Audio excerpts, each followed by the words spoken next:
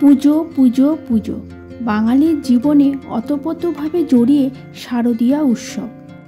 বছর শুরুতে ক্যালেন্ডার হাতে পেয়ে বা নতুন পঞ্জিকা প্রকাশিত হলেই মানুষ প্রথমেই যে জিনিসটা দেখে তা হলো কোন মাসে পুজো। আর তখন থেকেই শুরু হয়ে যায় নানান রকমের প্ল্যান প্রোগ্রাম।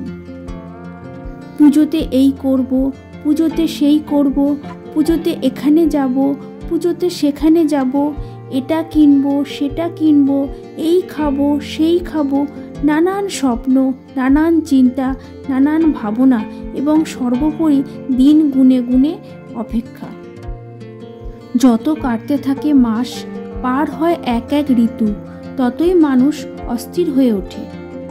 পুজোর চাঁদা, পুজোর প্যান্ডেল, পুজোর পত্রিকা, পুজোর বোনাস, পুজোর বাজার সব কিছুই পুজো কেন্দ্রিক।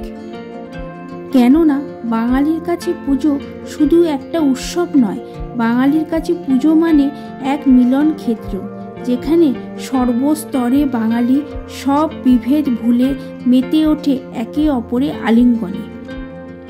বাঙালির কাছে পুজো হলো এক শিল্প নৈপুণ্যের বাহির প্রকাশ, যেখানে নানান চিন্তা ভাবনাকে ও সমাজ ব্যবস্থাকে ফুটিয়ে তোলা হয় ছোট্ট ছোট্ট নিপুণ কারিগরির মধ্য দিয়ে। এক কথায় বাঙালির কাছে পুজো মানে এক মরুদ্যান, যা নিত্যকর্ম, তা সে অফিস যাওয়া হোক বা হেসেল ঠেলা থেকে কিছু দিনের জন্য হলেও রেহাই দেয়। আর বাঙালি মেতে ওঠে ঢাকের তালে, কাশফুলের দোলে ও সুস্বাদু খাবারে। আজ অক্টোবরে 31 তারিখ, পুজো শেষ হয়ে গেছে, কয়েক সপ্তাহ হয়েছে। মা ফিরে গেছেন কৈলাসে, যদি সেখানে গিয়েও মা আমাদের ছেড়ে থাকতে পারছেন না।